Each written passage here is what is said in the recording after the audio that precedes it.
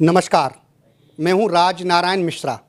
इस समय हम आए साउथ दिल्ली के इलाके में। यहां पर डॉक्टर विजय जॉली जी जो भारतीय जनता पार्टी के वरिष्ठ नेता हैं और साकेत से भारतीय जनता पार्टी के विधायक भी रहे हैं, पानी की मूलभूत जो समस्या है उससे अच्छी तरीक़ा से वाकिफ़ हैं, क्योंकि ये समस्या संगम बिहार में नई नहीं है। लेकिन पानी की समस्या की अगर हम बात करें तो संगम बिहार में बहुत ही मारामारी है। चाहे संगम बिहार में पानी की कालाबाजारी कहें, यहाँ पर जो पानी माफिया हैं उनका भी प्रकोप है और कई बार मीडिया ने भी इस बात को उठाया है। हमारे साथ आज इसी की चर्चा को लेकर के डॉक्टर विजय जॉली जी हमारे साथ मौजूद हैं। उनसे हम बात करेंगे और जानने की कोशिश करेंगे कि 25 मई 2025 को एनजीटी ने एक आदेश पारित किया और कहा कि जो प्राइवेट टैंकर हैं जो पानी की सप्लाई करते हैं उनको तुरंत प्रभाव से बंद कर दिया जाए। तो भला बताओ, अगर प्राइवेट टैंकर इस पानी की समस्या को निदान करते हैं वो बंद हो जाएंगे तो जनता क्या करेगी? इसी को लेकर के डॉक्टर विजय जॉली जी ने एक रिलीज जारी की और उन्होंने यानी जो मनुष्य की मूलभूत समस्याएं हैं उनको लेकर के एक रिलीज जारी करते हुए कहा कि ये जनता के साथ सरासर अन्याय है और एनजीटी से ये मांग भी की कि इस आदेश को वापस लिया जाए और जनता को पीने के लिए पानी मुहैया कराया जाए। जल बोर्ड द्वारा पानी सप्लाई होता है वो आपूर्ति पूरी नहीं कर पाता है। इसी पर चर्चा आज हम करते हैं डॉक्टर विजय जॉली जी से, जो भारतीय जनता पार्टी के वरिष्ठ नेता हैं और पूर्व में विधायक भी रहे हैं और अच्छी खासी यहाँ पर संगम बिहार इलाके की जो समस्या है उन पर पकड़ भी रखते हैं। जी जॉली जी, पहले तो डी न्यूज़ में बहुत बहुत स्वागत आपका। सर, एक आपने रिलीज जारी की है, एक खबर चल रही है कि एनजीटी के आदेशानुसार संगम बिहार क्षेत्र में जो प्राइवेट टैंकर हैं उनको बंद कर दिया गया है। क्या कहेंगे इस बारे में? राष्ट्र हरित प्राधिकरण, जिसको हम नेशनल ग्रीन ट्रिब्यूनल कहते हैं, उसने एक तुगलकी न्यायिक आदेश जारी कर 28 मई 2025 को दिल्ली में जो प्राइवेट पानी के टैंकर्स हैं उन पर प्रतिबंध लगाने की घोषणा की है। और मुझे लगता है ये पूर्णतः अनैतिक है और ना केवल अनैतिक है अपितु जब दिल्ली जल बोर्ड के 1111 जीपीएस युक्त पानी के टैंकर दिल्ली की 2,47,00,000 जनता को घर घर पानी दे पाने में अपर्याप्त हैं, उस समय पानी के निजी टैंकर्स द्वारा दिल्ली के लोगों को कम से कम पीने का पानी मिलता तो था। क्या ये सच नहीं है कि दिल्ली में आज पानी की मांग 1290 एमजीडी है और दिल्ली जल बोर्ड केवल 990 एमजीडी पानी सप्लाई कर पाता है? मैं भी दिल्ली का विधायक रह चुका हूं और विशेष तौर से भारी दिल्ली की सबसे बड़ी अनधिकृत बस्ती संगम विहार और उसकी आसपास की बस्तियों में किस प्रकार की पानी की समस्या है उससे मैं भली भांति परिचित हूँ।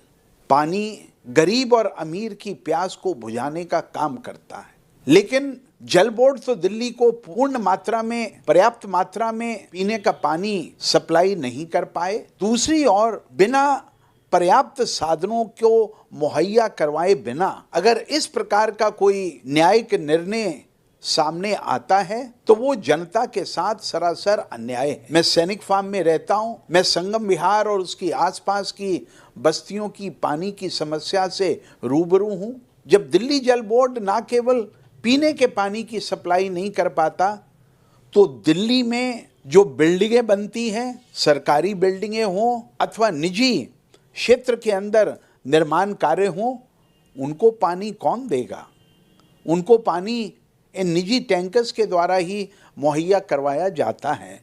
इसलिए मेरा ये मानना है इस एनजीटी के तुगलकी फरमान को तुरंत प्रभाव से निरस्त किया जाए और मैंने इस आदेश के विरोध में दिल्ली सरकार को लिखित के अंदर एक मांग भी की है कि वो एनजीटी में अपने कानून और विधि विभाग के वकीलों को खड़ा कर जनता की इस मानवीय समस्या के ऊपर एक सहानुभूतिपूर्ण दृष्टिकोण अपनाएं और दिल्ली के गरीब के साथ हो रहे इस अन्याय से दिल्ली के गरीबों को बचाएं। जब से ये निर्णय आया है तब से 10 रुपए की पीने की बोतल भी आज 20 रुपए की हो गई है। इससे बेरोजगारी बढ़ेगी, इससे काला बाजारी बढ़ेगी और जो सरकारी निकायों के लोग हैं जो इन पानी के टैंकरों पे लगे प्रतिबंध को पूर्ण करने की कोशिश करेंगे, वो भी कुछ न कुछ इधर से उधर कर भ्रष्टाचार को बढ़ावा देने का काम भी करेंगे। इसलिए मेरा मानना है इस आदेश को तुरंत प्रभाव से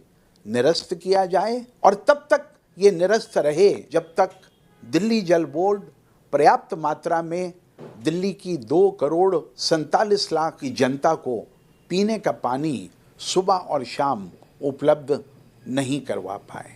मैं मीडिया को और लोगों को सजग रहने की सलाह देता हूं। अगर आपने एक टैंकर दिल्ली जल बोर्ड से मांगा है और वो टैंकर रोस्टर के अंदर जिस क्षेत्र में जाना है वहां पर नहीं पहुंचता है, तो लोगों को भी अपने अधिकारों के प्रति सचेत रहने के लिए दिल्ली जल बोर्ड के अधिकारियों के संज्ञान में उस विषय को लाकर अपने अधिकारों को पूर्णता ग्राउंड लेवल के ऊपर कार्यान्वित करने के लिए सजग रहने की आवश्यकता है। लेकिन ये सिस्टम ऐसा है और इस सिस्टम के अंदर अगर आज कोई सरकारी योजना बनती है तो वो योजना धरातल के ऊपर पूरा होने में बहुत समय लग जाता है। फाइल वर्क रहता है, अधिकारियों के ऑब्जेक्शंस रहते हैं, फाइनेंशियल डिपार्टमेंट्स के ऑडिट रहते हैं। मेरा ये मानना है कि हर एक सरकार अपने कार्यकाल में अच्छा काम करने की कोशिश करती है, लेकिन ये सरकारी फाइलों के अंदर जो समय बर्बाद हो जाता है वो जनता के विश्वास को भी कहीं डिगाने का काम करता है। मेरी आशा है दिल्ली की भारतीय जनता पार्टी की सरकार इस मसले का संज्ञान गंभीरतापूर्वक लेगी और एनजीटी में हुए इस निर्णय को निरस्त करवाने के अंदर कोई कसर नहीं छोड़ेगी, ऐसा मेरा विश्वास है। देखिए, ये थे भारतीय जनता पार्टी के वरिष्ठ नेता डॉक्टर विजय जॉली जी। वो हमेशा साउथ दिल्ली की जनता के लिए और खासकर विशेषकर कहें तो संगम विहार, देवली, पुष्प विहार, यहाँ की जनता के लिए हमेशा पानी की जो प्यास है उसको बुझाने के लिए संघर्ष करते रहे हैं। चाहे वो शीला दीक्षित की सरकार हो, चाहे आम आदमी पार्टी की सरकार रही हो, लेकिन हमेशा वो क्षेत्र की जनता की भलाई के लिए संघर्ष करते रहे हैं और संघर्ष करते आ रहे हैं। लेकिन अब उन्होंने एनजीटी के खिलाफ मोर्चा खोल दिया है, क्योंकि 25 मई 2025 को जिस तरीका से ये आदेश एनजीटी ने जारी किया था प्राइवेट टैंकरों को बंद करने का, इसको लेकर के जॉली जी ने अपनी सरकार से आग्रह किया है कि कोर्ट में जाएं, पिटीशन लगाएं या कुछ भी एक्शन लें, लेकिन एनजीटी के द्वारा जो लगाया गया प्रतिबंध है प्राइवेट टैंकरों पर वो खत्म किया जाए। अब देखना ये होगा जॉली जी का ये प्रयास किस हद तक रंग लाता है। डी न्यूज के लिए अनुज के साथ राज नारायण मिश्रा, संगम विहार, दिल्ली। अगर आपने हमारे चैनल को सब्सक्राइब नहीं किया है तो सब्सक्राइब करें और बेल आइकन दबाना ना भूलें और हाँ, लाइक और शेयर जरूर करें।